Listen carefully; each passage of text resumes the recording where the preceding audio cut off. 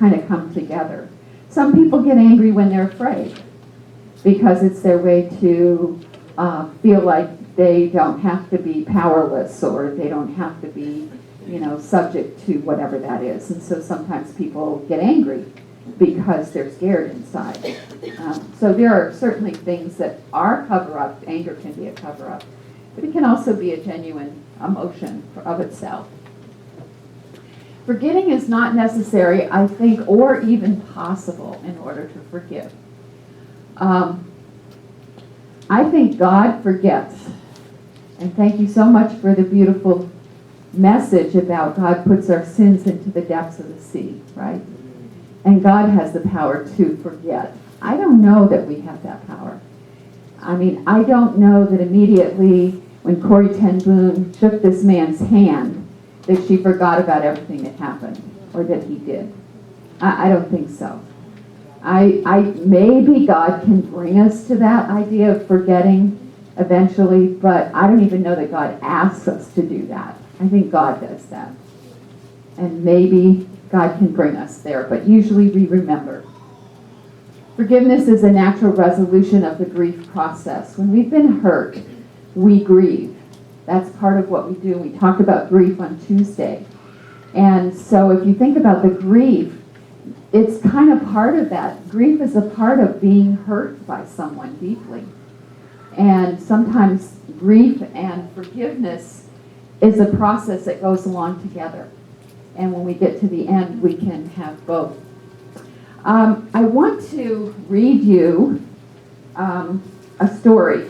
I want to see what time it is first, though. Okay, well, I'm going to read you this story because the story is taken from a book by Lewis Smedes. It's called Forgive or Forget. Anybody know that book, Forgive and Forget? It's called Forgive and Forget, Healing the Hurts We Don't Deserve. It's a book about, I don't know, maybe 15 years old, but it is, I think, the best book that I have read. Simple, understandable in terms of dealing with forgiveness. This is a short fable. It's called A Little Fable. It's called The Magic Eyes, and it is in the book Forgive and Forget by Lewis Smedes.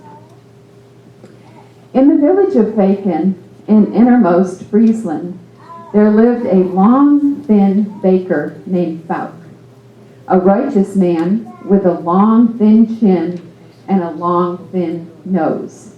Fauk was so upright that he seemed to spray righteousness from his thin lips over everyone who came near him. So the people of Faken preferred to stay away. Fauk's wife, Hilda, was short and round.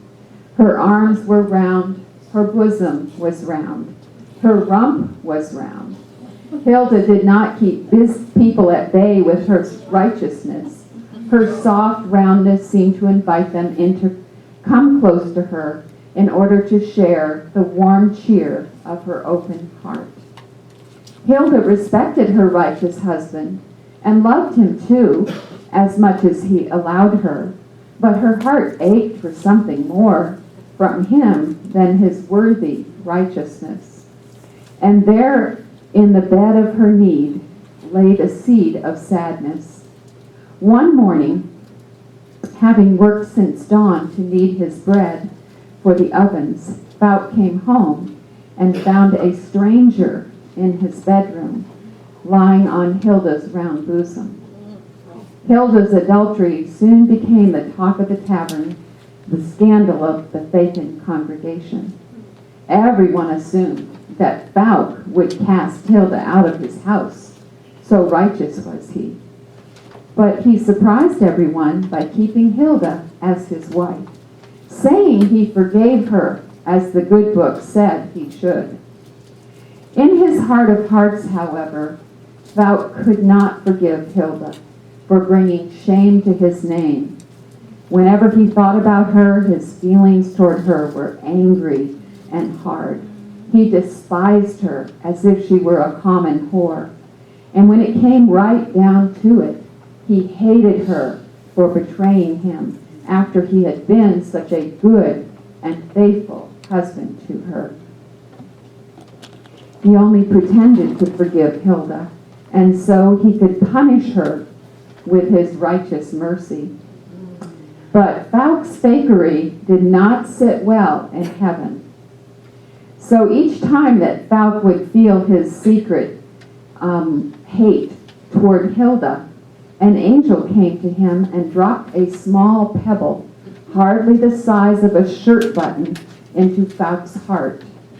Each time a pebble dropped, Fouque would feel a stab of pain like the pain he felt the moment he came on Hilda, feeding her hungry heart from a stranger's larder.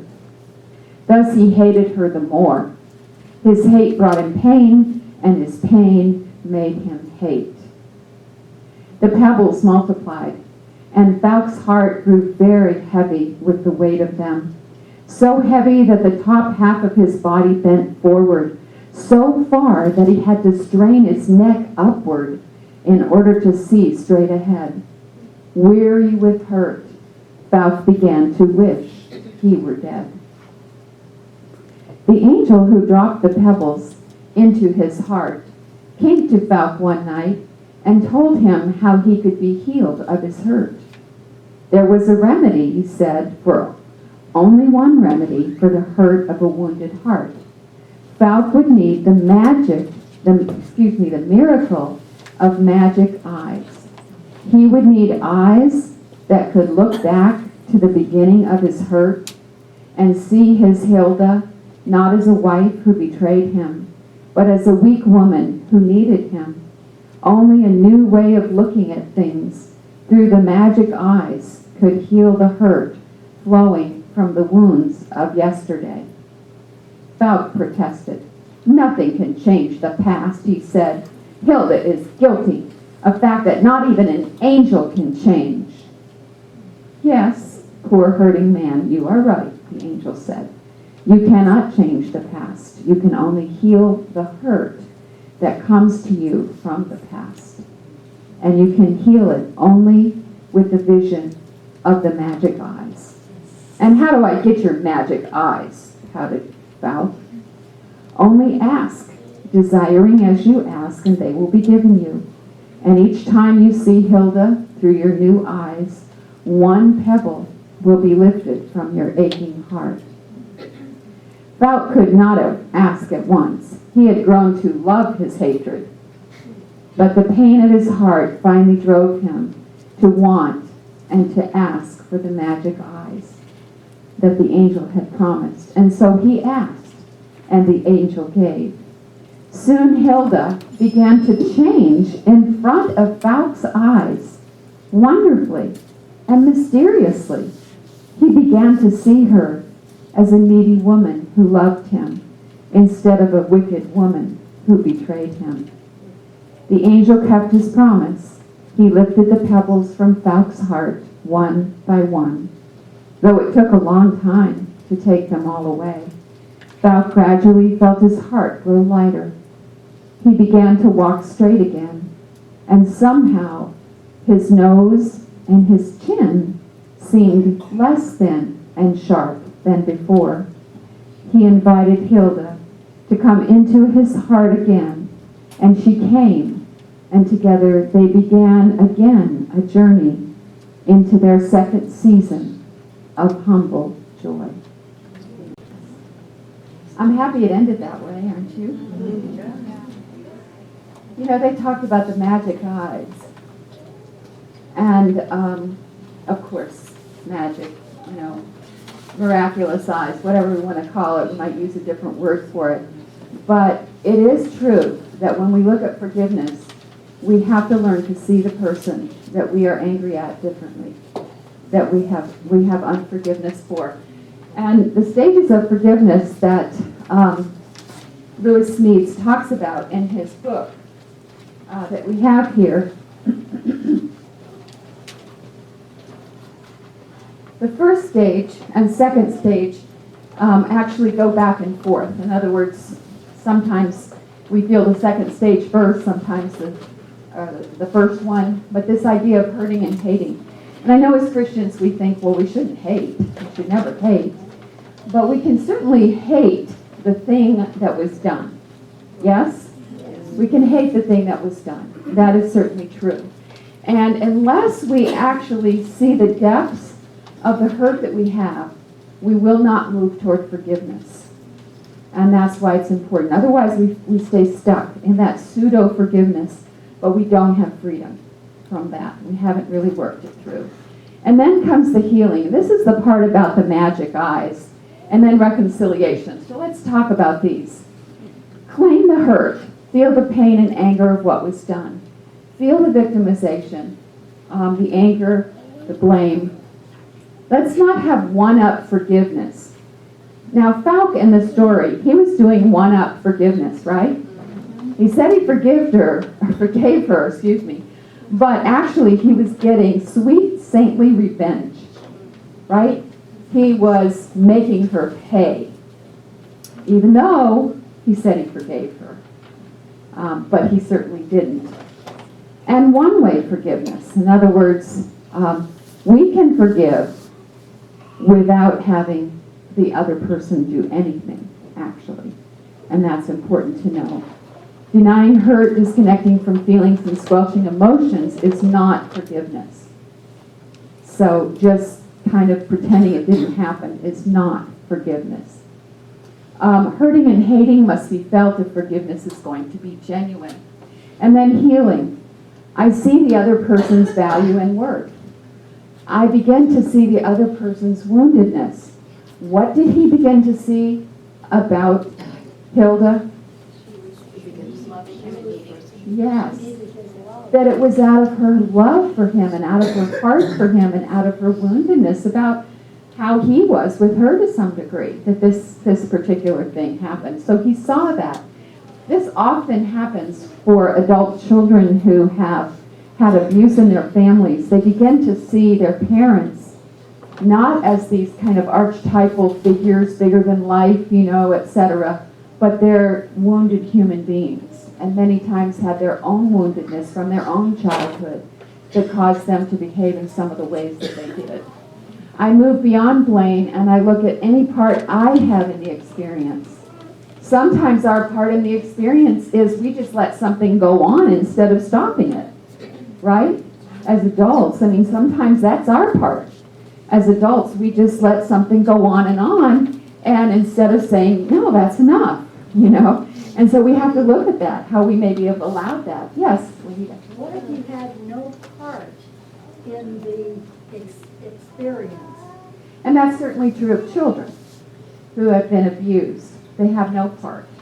And so that's not part of it. Or say, a person who has been wounded by their spouse, and the other spouse had no part in what the other one did, and they're stuck with living with it. Sure. And that's tough. And sometimes that's true. Although I think as adults, we probably, each of us have some part. I don't mean that we have blame. I don't mean that necessarily. But maybe we didn't set a boundary, maybe we didn't speak up, maybe we didn't whatever. Not always, but a lot of times. So, not always. And I may continue to be angry and hurt, but I move towards healing and wholeness. And God starts bringing that healing into my life so that I'm not feeling this anger. Now, reconciliation is the fourth step. Reconciliation may or may not happen. And, if you have been hurt deeply by someone and they have no ownership of that, they don't admit it, they're not sorry, there's no whatever, they're probably going to continue to do that. Should you reconcile to them? I don't think so. I don't think God says put yourself in a position to get beat up again, hurt again, whatever. So we may not reconcile to someone.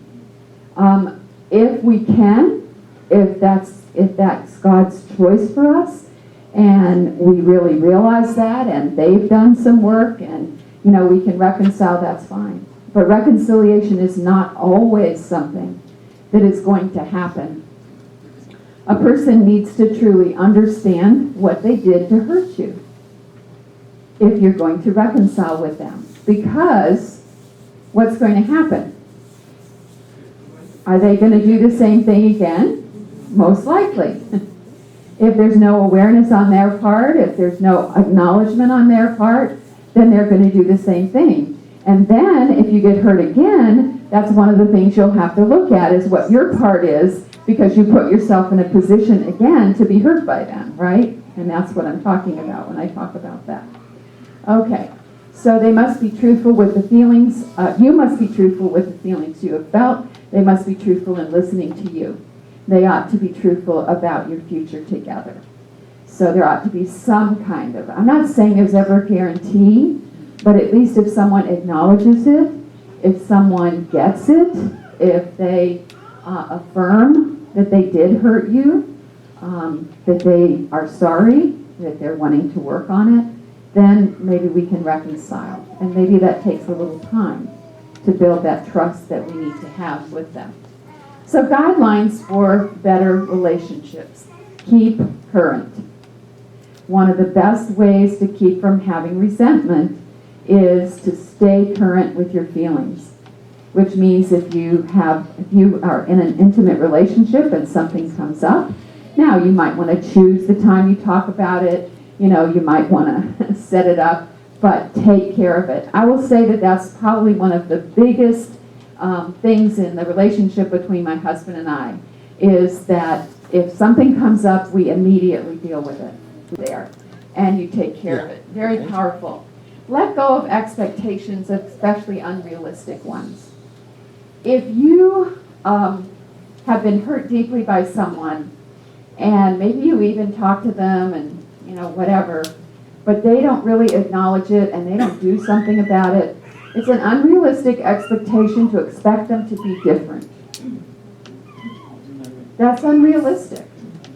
And so, right, if you have had a situation, an upset with someone, maybe you talk to them about it, and they say, oh yeah, I'm sorry, I won't do that again. But there's no ownership for their part. Like, how did it happen that they did this? Or, that they're not willing to look at a deeper level at things. Then probably it's unrealistic to expect that it's not going to happen again. Especially if it's been a pattern for them and happened many, many times. So it's unrealistic for us to expect that. Now, people can change. And people do change. But usually there's some work involved in that. And they have to be willing to do that work. Take responsibility for your plug-ins and your past hurts. Many times when Howard and I talk, I might say to him, I'm trying to think of we're so current that I can never remember anything because it's all taken care of, But let's say he does something that's kind of like my dad, I don't know, something.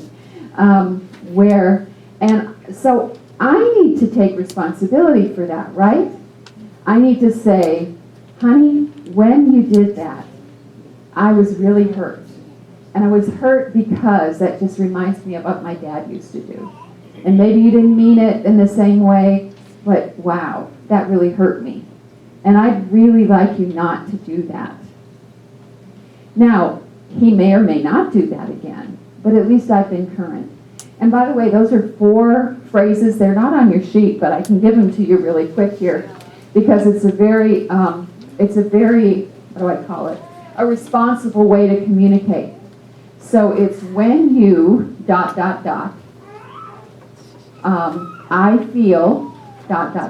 whatever the feeling is, because, ...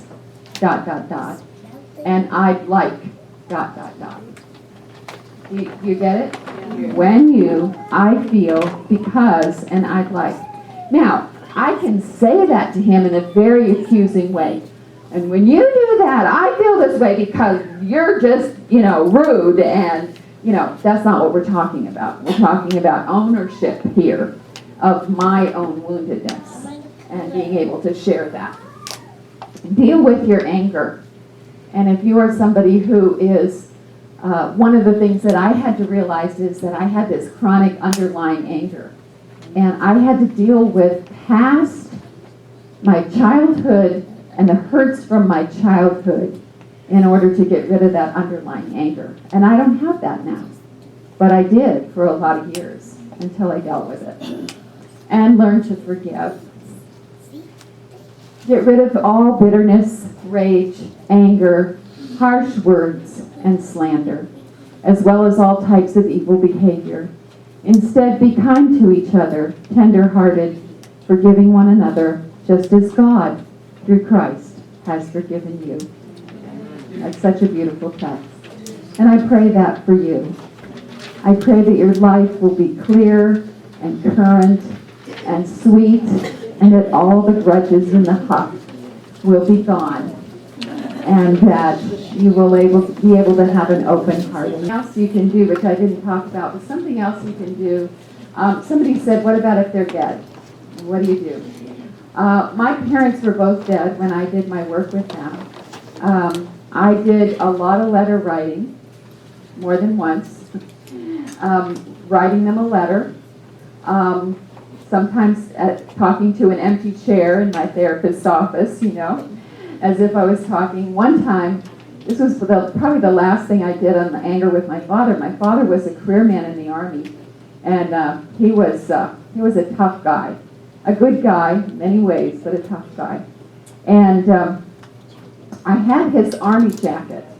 I happened to be seeing a male therapist at the time, and so I said, I want you to. Next time I come in, I'm going to bring my dad's Army jacket. And the time after that, when I come into therapy, I want you to wear that jacket. And I want to be able to talk to you as I would have wanted to talk to my dad. And say the things that I would have wanted to say to my dad that I couldn't say because he's gone. I tell you what, that was powerful. And that allowed me to let it go. And honestly, after that was when I realized, all those feelings that I had are gone because I was able to express. Make no mistake about it, expression is healing. And yes, we have to express appropriately, and we have to do it in the right places, and we don't want to just willy-nilly hurt people, but expression is powerful because we can then let it go. Whether you express in a letter, whether you do it, to an empty chair or to somebody who's going to wear your father's jacket or, whatever it might be, can be very powerful. So I wish you forgiveness. I think I'm going to take one more minute and tell you a dream that I had. This was a dream that I had after this situation with my dad and, my therapist wearing my dad's jacket. My dad, of course, I told you he was a career man in the Army. And I was in a big stadium, like a big football stadium, and he was dressed in his his dress uniform with the cummerbund and the sword, and very, very spiffy and dressed up. And we were at the top of the stadium, and there were soldiers marching by, and it was like he was reviewing the troops, as they were marching by. But he was very old and frail in this. So he was not the kind of person that he was earlier in his life. He was very old and frail. And as he was watching them go by, he started to walk down the stairs. And I was kind of walking beside him, and I was kind of concerned because he seemed so weak and so forth, and I thought maybe he would fall. So as we were walking down the stairs, I'm walking beside him. And about halfway down, he just collapsed into my arms in the dream. And I knew that he had died. I knew that he was dead at that point. And I was saying, Daddy, I love you. I just wish you'd have known me. I love you. And that was the end of the dream. And I never had another dream about my dad. That was the end. I think that was goodbye, and that was resolution, and that was forgiveness, and that was just it. And that dream is a gift from God to me. And so I know that God has a wonderful work for each of us to do in healing and forgiveness, and that allows us to have a full life, a full life. And that's my wish for you, living juicy. Okay. I'll see you tomorrow.